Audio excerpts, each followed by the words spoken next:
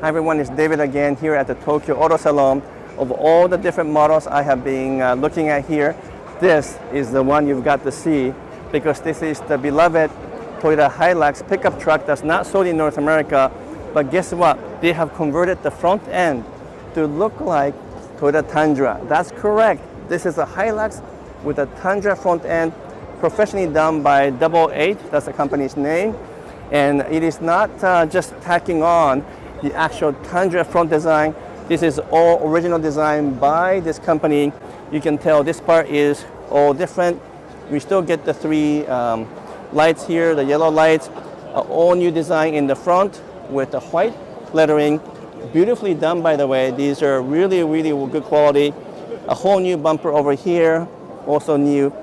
The headlight is actually same as a normal Hilux, but this part also is mimicking the Toyota Tundra as well. So you can see modification here. You still get the lights over here as well.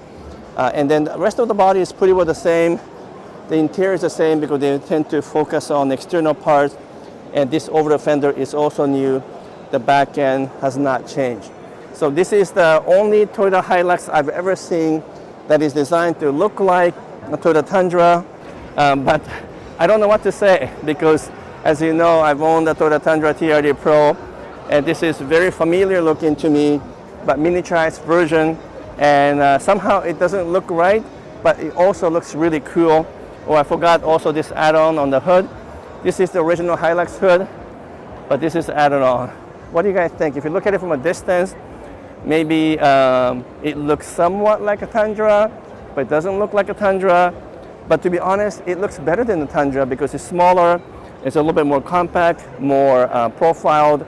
I actually think it's a better looking Tundra than a Tundra. What do you guys think of this Hilux by 88, a whole modification, about $3,000 for the parts, and then you have to get it painted because it's not a painted body kit, and it doesn't include installation, but for $3,000, pretty good price, I think.